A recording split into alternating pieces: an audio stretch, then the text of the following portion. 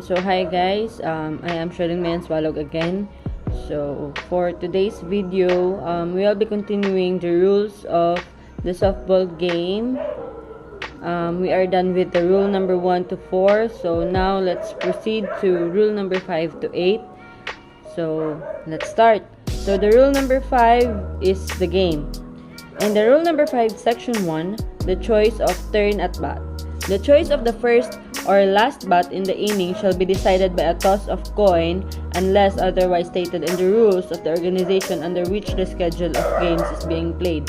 Of course, familiar naman tayo sa toss of coin. So, before talaga mag-take or mag-start ang game ng softball, para malaman kung sino yung mag-first inning or sino yung mag-choice ng first bat or inning, ay ginagawa nila yung toss coin.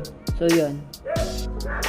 So, rule number 5, section 2, fitness of ground. The fitness of the ground for a game shall be decided solely by the plate umpire. So, yun. Yung fitness of the ground yung fitness of the ground is dinidecide yun ng mga plate umpire. So, rule number 5, section 3, regulation game. A regulation game shall consist of 7 innings. So, merong 7 innings ang regulation games when it comes to softball. So, ang full na 7 innings need nila lahat na mag-play if the team second and at a bat scores more runs in 6 innings or before the third out in the last of the 7th inning. So, yun yung first. Second, pag nag-tie yung 7 innings, shall be continued by additional innings or until one side has scored more runs than the other at the end of a complete inning or until the inning second at bat has scored more runs in their half of the inning before the third out is made. So, syempre, pag mag-tie yung both teams, lalaro ulit, continue ulit yung playing. And while continuing sa playing, pag mag-tie ulit, another game play ulit. So, ganun siya. Ganun yung patakaran ng softball. Tapos, ang game na called by the umpire shall be regulation if 5 or more complete innings have been played or if the team second at bat has scored more runs than the other team has scored in 5 or more innings. So, yun. A regulation tie game shall be declared if the score is equal when the game is called at the end of 5 or more completed innings. So, yun nga, sabi ko, pag mag-tie sila ng both teams sa 5 innings is magre-regulation sila ng tie at saka i-regulate nila yung tie score if equal ba bago mag-decide ng another play or another game.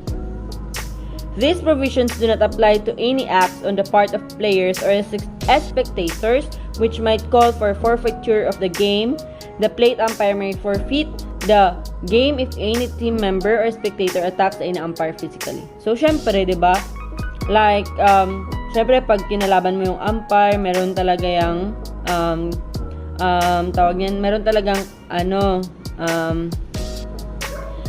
meron talagang mafo-forfeit or merong warning galing sa umpire or sa mga nag-facilitate ng laro.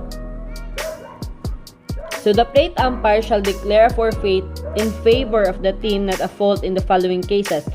Ito yung magde-declare ng forfeit ang plate umpire kapag ginawa ito ng mga naglalaro. First, kapag na-fail na mag-appear yung mga team sa field or being on the field, then nagre-refuse sila na simulan yung laro, which is it is scheduled or assigned at the time scheduled. So, syempre, pag sports, kailangan, pag naka-schedule, yun talaga yung schedule. Wala na talaga yung, bukas na lang. Hindi ikaw ang magde-decide. Hindi kayong team magde-decide ng laro. But the facilitators itself. Kasi napag-meetingan na yan ng iba't ibang coaches, diba? Nabanggit na yun sa rule 1 to 4.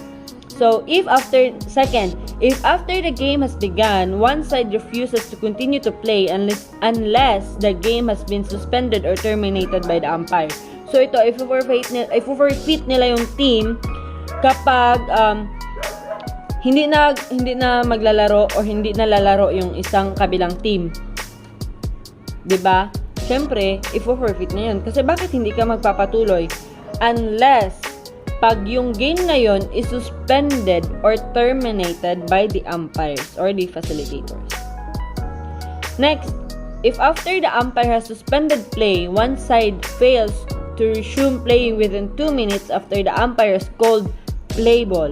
So yun, mapo-forfeit yung player or yung team kapag after na nag-relay yung umpire na mag-play ball na after the suspension of the game or of the play is mapo-forfeit sila. Next, if a team employs tactics designed to delay or to hasten the game. So yun,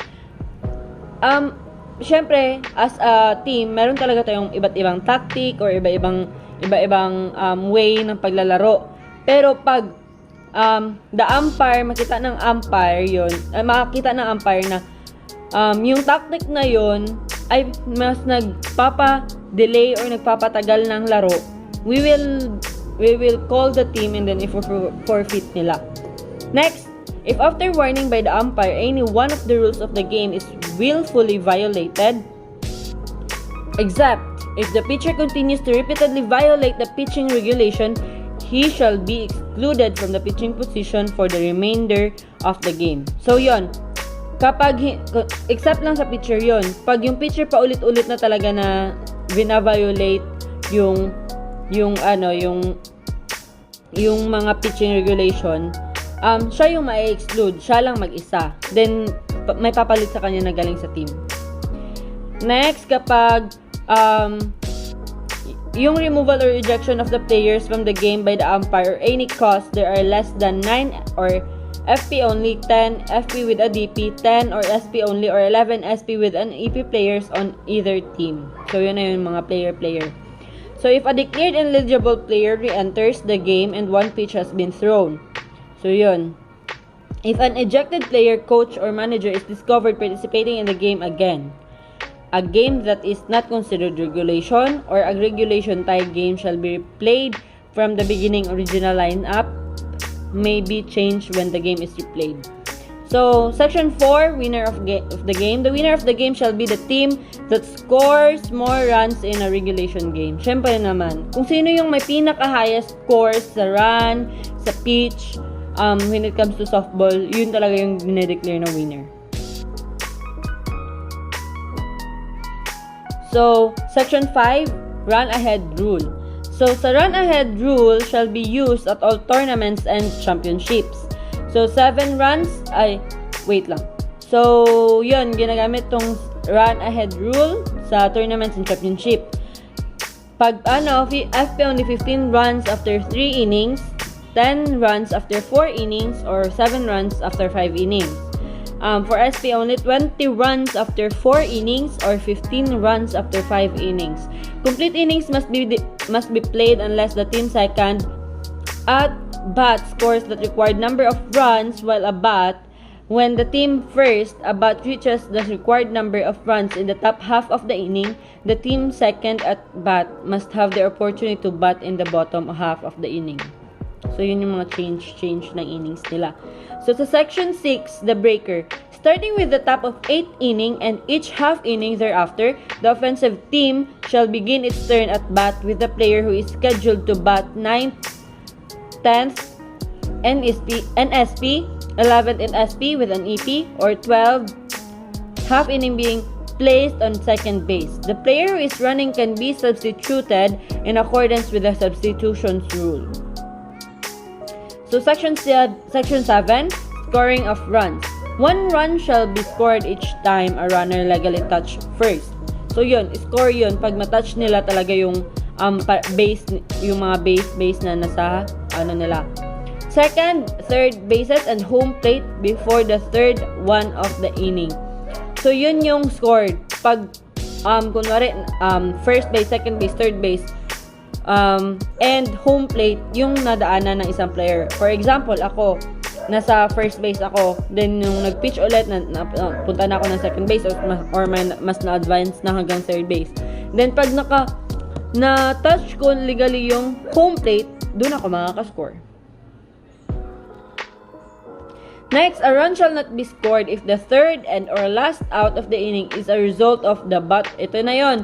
Kunwari, nag-run ako for home plate. Then, hindi yun ma-score kapag the batter runner being put out before legally touching first base. Then, second, a runner being forced out including on an appeal play due to the batter becoming a batter runner. So, yon. The runner fails to keep contact with the base to which he is entitled until a pitch is released. So, yun. Kapag umalis siya sa base, before or until the pitch is released, walang score yun. Kasi nga, di ba, kunwari nasa third base ako before the home plate. So, pag wala ako nakatapak sa base na hindi pa napipitch yung bola, it means walang score yun. Diba? Diba pag hindi nga matamaan yung bola and umalis ka sa base, diba? Walang score yun. Balik ka dapat doon sa base kung saan ka nakatayo. Yun. Next, the runner fails to keep contact with the base to which he is entitled until a pitch. Yun na yun. Yun na yung i-explain ko. So, a preceding runner being declared out. So, yun. Pag na-out na siya, it means yung na-tap siya, diba?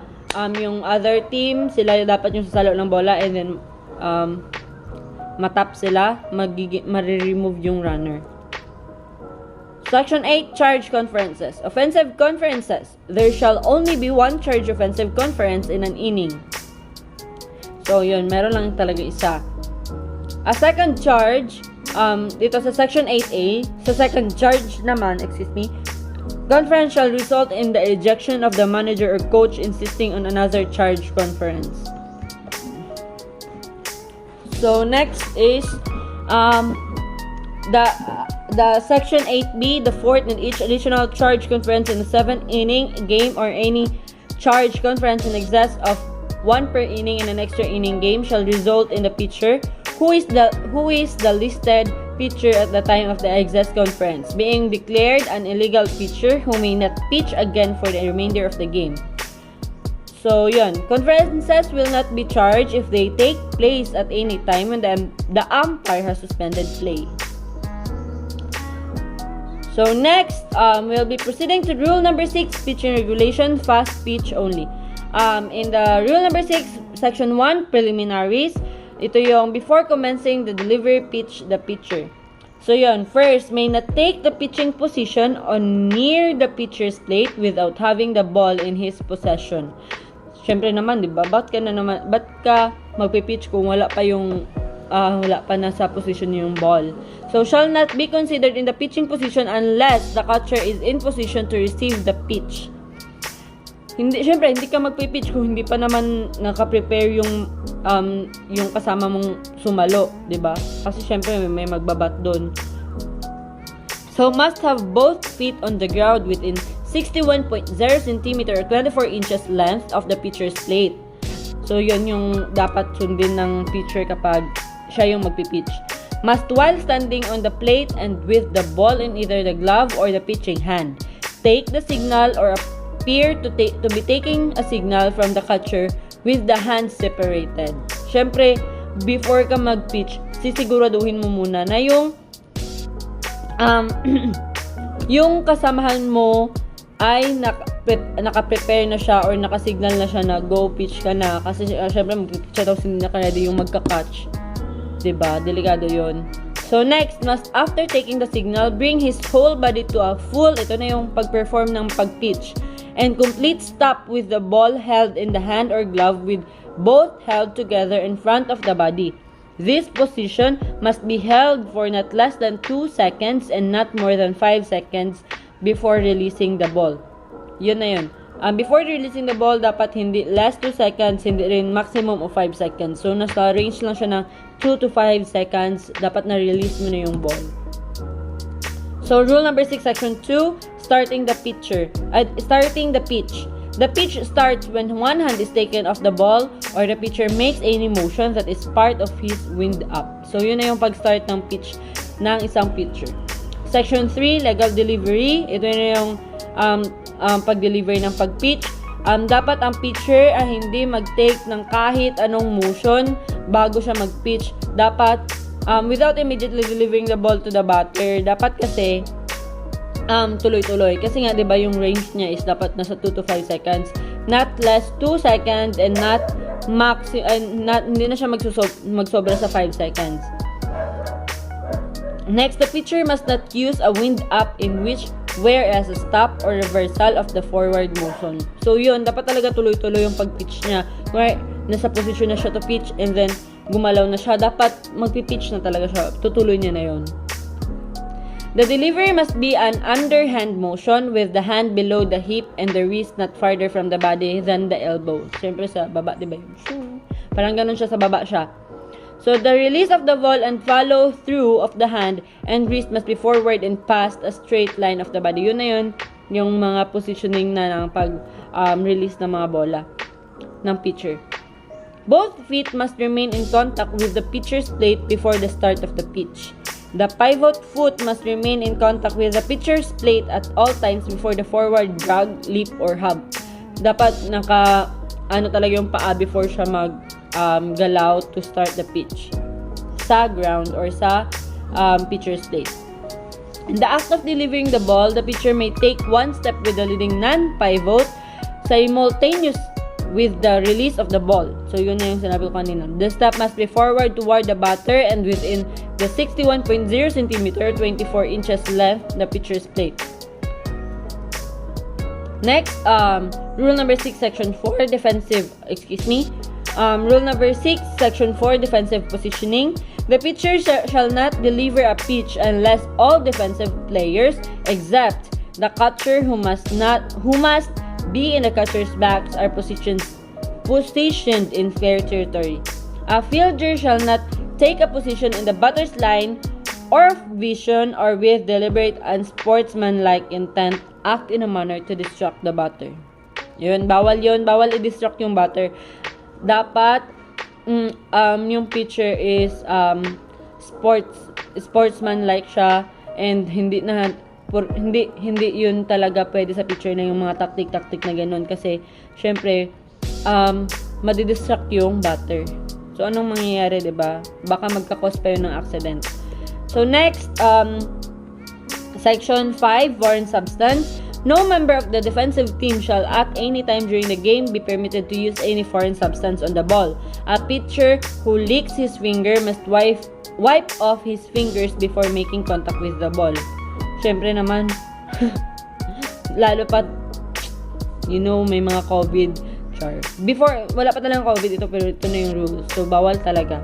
Dapat, clean ka before ka humapak na kung ano-anong equipments or equipments ng laro. Under the supervision and control of the umpire, power dressing may be used to dry the hands and must be kept on the ground behind the pitcher's plate, within the pitching circle when not in use. Approved manufactured cloths that are embedded with resin only are permitted to dry the hand and must be kept in the back pocket or in the belt. Applying resin to the ball or into the glove and then placing the ball in the glove is an illegal act. The pitcher shall not wear tape on his finger, bracelet, or similar type item on the wrist or forearm of the pitching arm. Section 6, the catcher must remain within the catcher's box until the pitch is released. Shall return the ball directly to the pitcher after each pitch, including after a foul ball. So ito yung yung pag kasama ng mga pitcher na nagka-catch ng ball if ever hindi siya matamaan ng batter or yung illegal pitch siya, yung mga ganon. So ito, except kapag after the strikeout or when the batter becomes a batter runner or when there are runners on base or when a foul ball is fielded close to the foul line and the catcher throws to any base for a possible out, or when on a check, swing on a drop, third strike situation, the catcher throws to first base to retire the batter runner. So yun, except lang nun kasi syempre pag tinamaan yun ng or naging batter runner na yung yung nagbabat, and then kailangan talaga ng catcher na itapon yung bola sa first base para ma-out or ma-expire yung runner. So section 7, throwing to a base. The pitcher, after he has taken the pitching position, shall not throw to a base during a live ball while his foot is in contact with the pitcher's plate. If the throw from the pitcher's plate occurs during a live ball appeal play, the appeal is cancelled. So yun na yun. Next, we have the section 9, the warm-up pitches. At the beginning of the first inning for both teams, or when a pitcher relieves another, not more than 1 minute may be used to deliver not more than 5 pitches to the catcher or another team member. Ito na yung yung parang warm-up ng pitcher. At the start of each half inning, after the first inning, the pitcher from the previous inning shall have 1 minute to throw up to 3 warm-up pitches. So yun. Sa 1 minute, ikatatlong pwede magtapon yung pitcher na as a warm-up niya. Next, section 10, no pitch. No pitch shall be declared when... Section 10, no pitch. No pitch shall be declared when the pitcher pitches during a suspension of play. So, ayun, no pitch yun kapag nag-pitch yung pitcher na tapos suspend pa yung play. The pitcher attempts a quick return of the ball before the batter is taking his position or when the batter is off balance as a result of a previous pitch. So, yun. A runner is called out for leaving a base prior to the pitcher releasing the pitch. The pitcher pitches before a runner has retouched his base after a foul ball has been declared and the ball is dead. A player, manager, or coach calls time or employs any other word or phrase or commits any act while the ball is alive and in play for the obvious purpose of trying to make the pitcher commit an illegal pitch. Section 11, drop ball. So if the ball slips from the pitcher's hand during his delivery, a ball is declared on the batter and the ball will remain in play and the runners may advance at their own risk. Illegal pitcher. Section 12, illegal pitcher. A pitcher who has been declared an illegal pitcher as a result of the team exceeding the charge conference limit may not return to the pitching position at any time for the remainder of the game. So, yun. Next,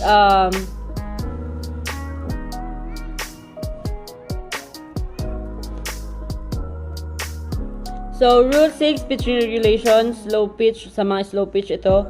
Ito yung nasa pa rin, rules, belong pa siya sa Rule 6. Yung Section 1, preliminaries. Before commencing the delivery pitch, the pitcher shall not be considered in the pitching position unless the catcher is in position to receive the pitch and must take a position with both feet firmly on the ground and with one or both feet in contact with the pitcher's plate, must come to a full and complete stop with the ball held in one or both hands in front of the body.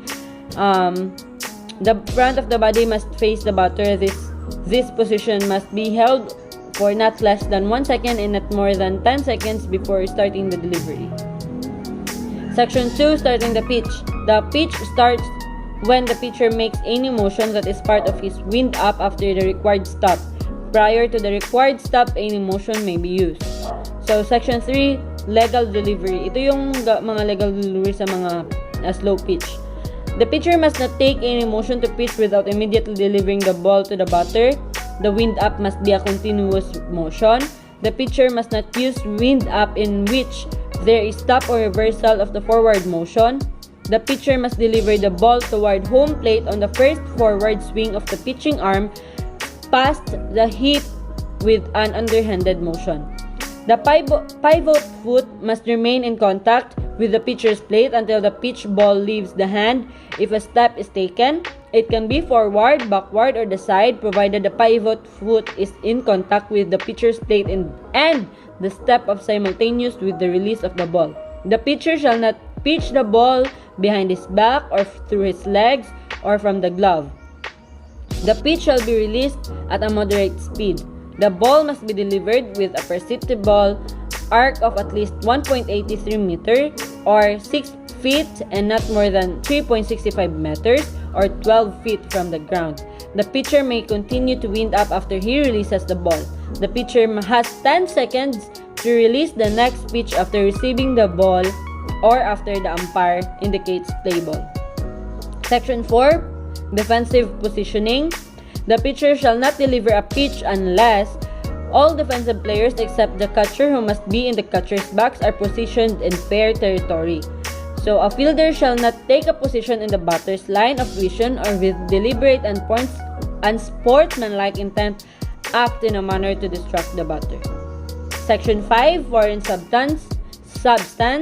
No member of the defensive team shall at any time during the game to be permitted to use any foreign substance on the ball. So, yun. Hindi talaga kung ano yung legal ball, yun talaga yung gagamitin with wala nang hinahalo or walang dinadagdagan, walang pinapalitan. Applying resin to the ball or into the glove and then placing the ball in the glove is an illegal act. Resin must be kept on the ground behind the pitcher's plate when not in use. The pitcher may not use any foreign substance on the pitching hand or fingers. The pitcher shall not wear a glove on the pitching hand. The catcher. Section 6. The catcher must remain within the catcher's box until the pitch ball is batted, touches the ground plate or a batter or reaches the catcher's box. Shall return the ball directly to the pitcher after each pitch, including after a foul ball. Section 7. Quick pitch. The pitcher shall not attempt a quick return of the ball before the batter has taken his position or when the batter is off balance as the result of a pitch. So, Section 8, intentional based on balls. If the defensive team desires to have intentional based on balls awarded to a batter, either the pitcher, catcher, or coach may do so by notifying the plate umpire, who shall award the batter first base. This notification to the umpire shall be considered pitch. The ball is dead. Section 9, warm-up pitches. At the beginning of each half inning, or when a pitcher relieves another, not more than 1 minute may be used to deliver not more than 3 pitches to the catcher or other team member. Section 10, no pitch. No pitch shall be declared when the pitcher during suspension of play, a runner is called off leaving base before the pitch is batted or touches the ground before home plate. The pitcher pitches before a runner has retouched his base after a foul ball has been declared and the ball is dead. The ball shifts from the pitcher's hand during his wind up or during the back swing. A player, manager, or coach calls time or employs any word or phrase or commits any act while the ball is alive and in play for the obvious purpose of trying to commit any act while the ball is alive and in play or make the pitcher commit an illegal pitch. Section 11, illegal pitcher. A pitcher has been declared an illegal pitcher as a result of the team exceeding the charged defensive conference limit or pitching with excessive speed, may not return to the pitching position at any time for the remainder of the game. Next, rule number 7, batting. Section 1 of rule number 7, the on-deck batter. The on-deck batter at the start of an inning is the lead-off batter who must remain in his on-deck circle until called to the batter's box. Once an inning has started, is the offensive player who in the batting lineup is the next player to enter the batter's box. May take a position within either on-deck circle so he is behind the batter and not on the batter's open side. May loosen up with no more than 2 official softball bats. An approved warm-up bat or a combination not to exceed 2. Note, a bat with each which the on-deck batter is loosening up may not having any attached to it other than an ISF approved bat attachment. Section 2, batting order. Batting order of each team must be on the score sheet or line-up card and must be delivered before the game by the manager or captain to the official scorer and plate umpire. co-ed or SP only, the batting order shall alternate the sexes. Siyempre, yung male, yung female, ganon. And the batting order delivered to the umpire must be followed throughout the game unless a player is replaced by a substitute or the flex player. And next, the first batter in each inning shall be the batter whose name follows that of the last player who completed a turn bat in the preceding inning.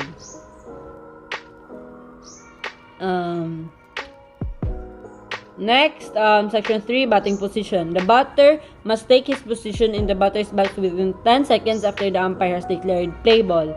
So, dapat within 3 seconds pa lang, andun na yung magbabat, yung batter from the other team. So, an offensive team member may not, or under any circumstances, deliberately erase the lines of the batter's box at any time during a game. This includes a coach erasing the lines during the pre-game meeting.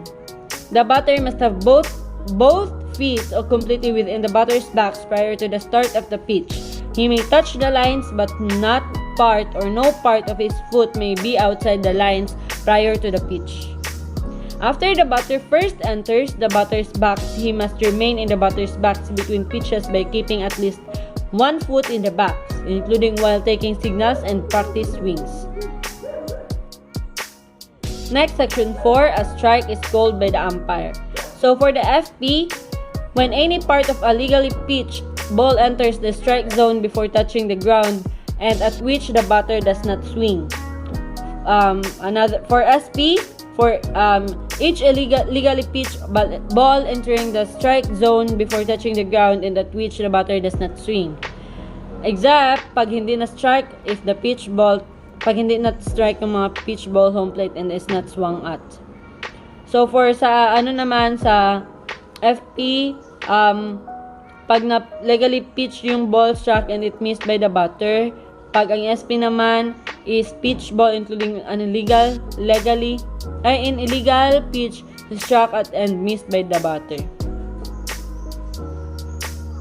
So, for each foul tip, for FP, the ball is in play and runners may advance with liability to be put out. The batter is out if it is the third strike.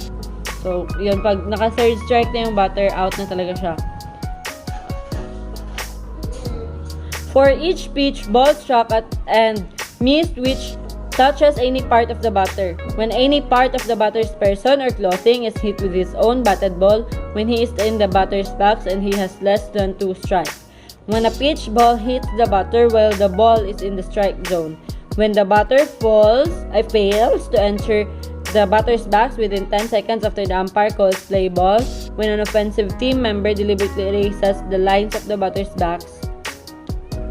Section 5, a ball is called by the umpire.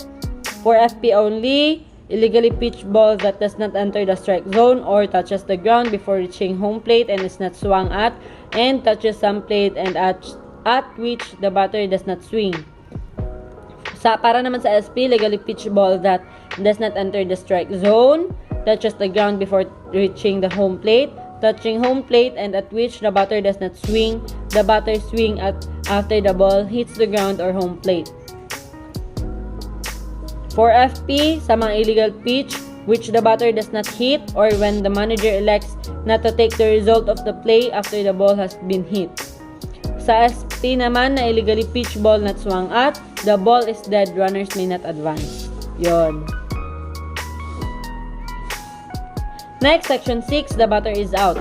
When the third strike is swung at and missed and the ball touches any part of the batter's person, not swung at and pitch ball hits the batter while the pitch is in the strike zone.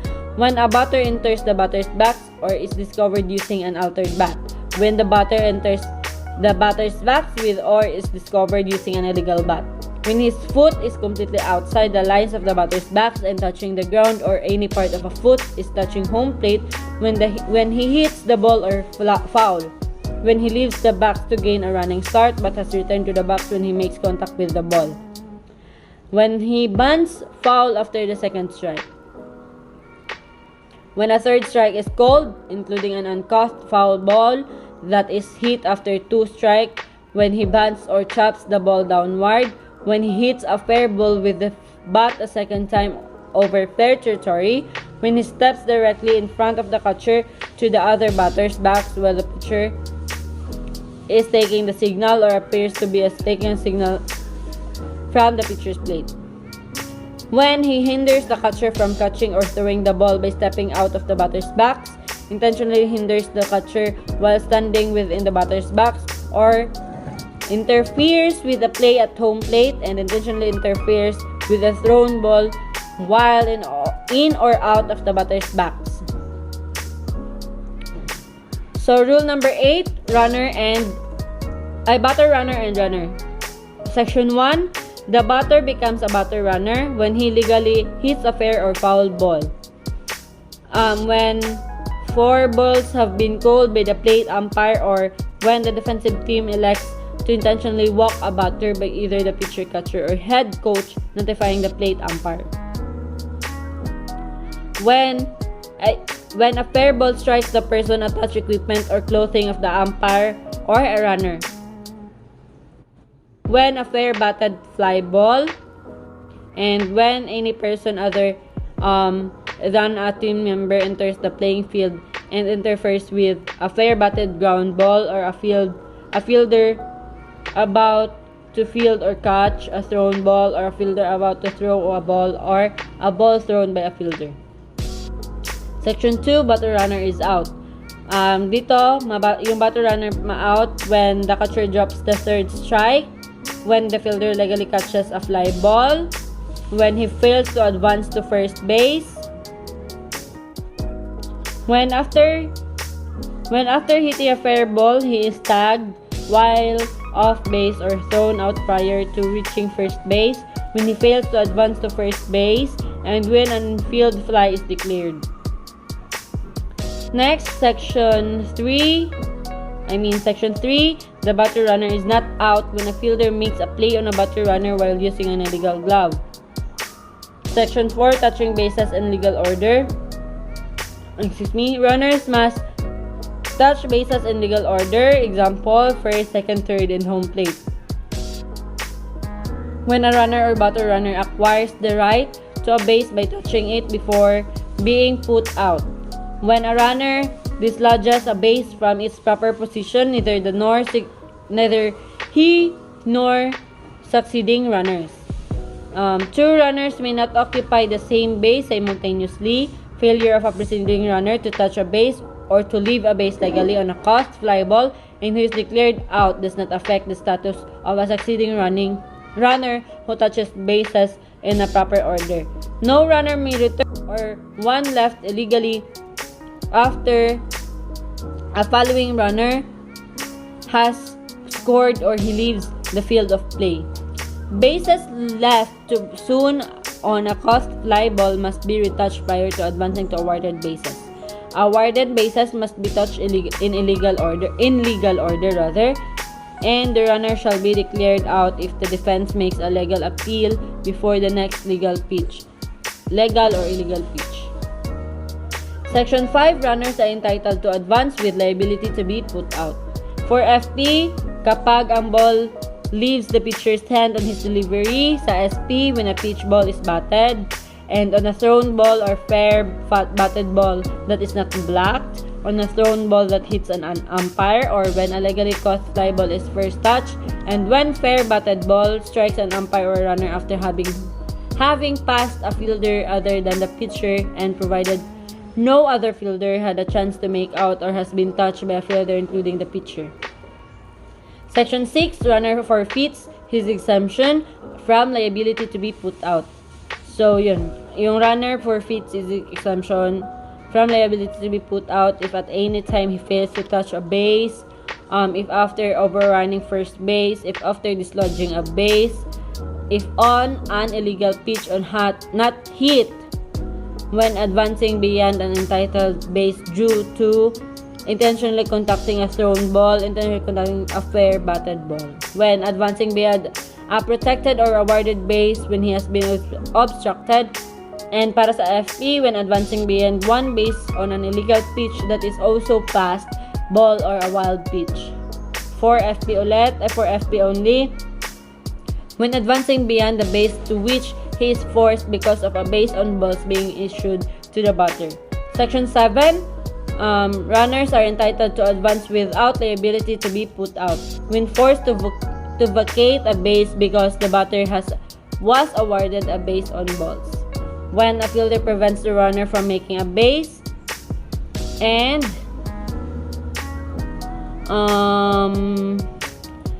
when a wild pitch or passed ball goes under, over, through, or lodges in the backstop. When a pitcher makes an illegal pitch, and when a fielder intentionally contacts or catches fair batted thrown or pitch ball with his cap, helmet, mask, protector, packet, detached glove, or any part of his uniform that is detached from its proper place on his person. When the ball is in play and is overthrown or beyond the boundary lines or is blocked. When a fair batted fly ball. When a fair ball bounces over or rolls under or through a fence or any designated boundary of the playing field.